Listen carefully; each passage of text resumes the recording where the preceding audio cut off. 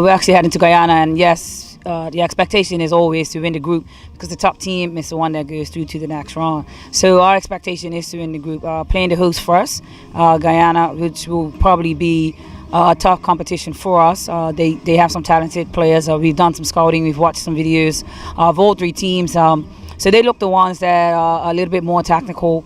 But I feel that with the group that we have selected, we can do the task that's put in front of us.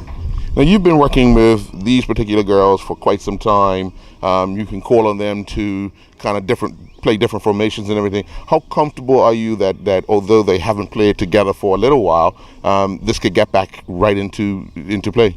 Well, what we've done in preparation in this little window that we've had is we've had games. So we are playing around with some different formations, myself and Coach Vance, to see what's best and where we can get everyone to fit in so that the team can be as gelled as possible. Again, girls will be at different colleges.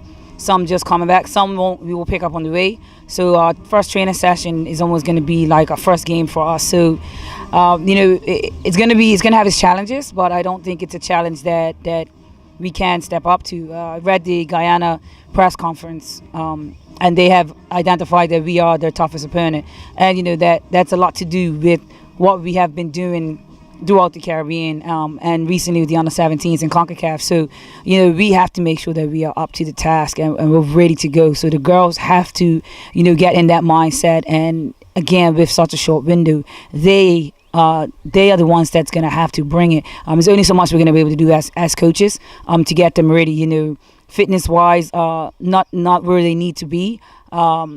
But, we are going to have to manage that as well. And I think technically we are the better team out of the four teams in this group. And we got a relatively easy group, so there's really no excuse. But again, it's going to be up to the players to come and to bring it and to do what it is that we are asking them to do, which is not a whole lot. And it's really to do what they know to do. And so we are seeing some of that in the games that we are playing. We had 2 practice matches so far. We'll have another practice match tomorrow, and just to have a look and see. And we're playing a position where we should be able to attack and have to defend. So, we're getting a good look based on what it is we think we're going to face in Guyana.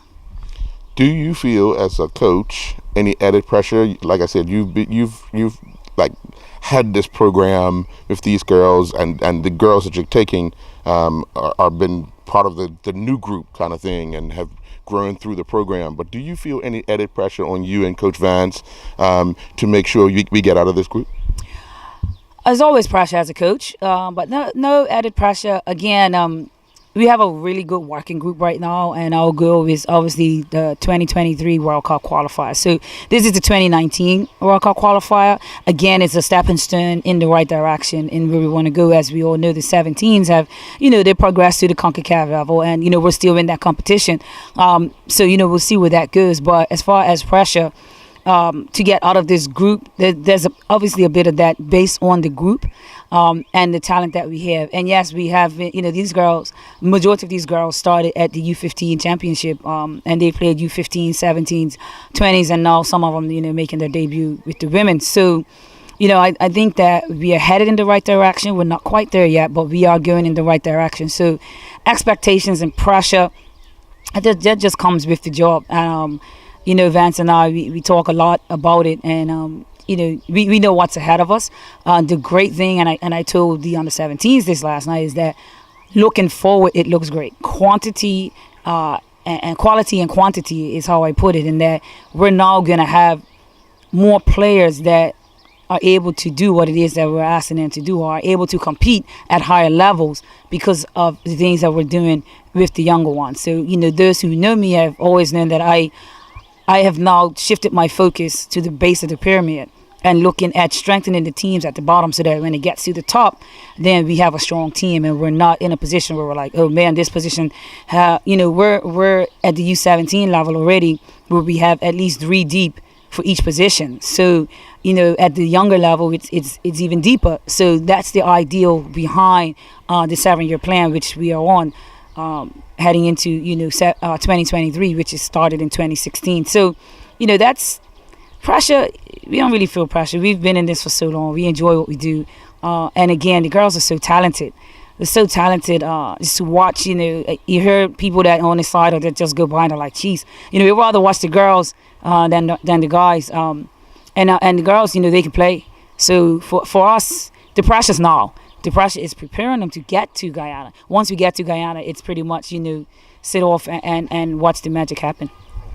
Lastly, a bit unfortunate, would you have liked to have some of those girls who would be turning out for the 17s in this particular team? Well, 2 of them we have selected, and that is Jade Steed Hill and Trinae Edwards, and it's based on position-wise, where we kind of needed some cover there, and as well as to, get them into the squad, and so when the others do turn 16, because that's obviously what held us back. If a few others were 16, they probably would have been there. And so it's now getting them into that group so that when the others come up, we're not going to reinvent the wheel. It's letting the players do the talking and showing what is expected at that level. Unfortunately, we don't have the likes of Aaliyah Nolan and Leah Smith, 2 left-footers. Great players, would have been starters in this team. Both out due to injury. So, hopefully once we get through this round, those players will be made available to go into the next round, which will be a little tougher. So, it's a good thing because next year those players will be, eligible next year or the year after. So it's no turning back from this point. All right. Well, good luck come Monday when you guys depart. Yes, thank you. Our first game is on the 23rd. We play against Guyana. I believe they are an hour behind us, and I'm almost certain that game will be at 8:30 Bermuda time. Or 9 o'clock, I'm not sure. And then our next 2 games, I know for sure, are 6:30 Bermuda time. So, tune in. We'll hopefully have it Facebook Live as this round isn't televised. So we play Guyana, and then on the 23rd, then on the 25th, we will be playing against Barbados, and then we end the tournament against Suriname on the 27th.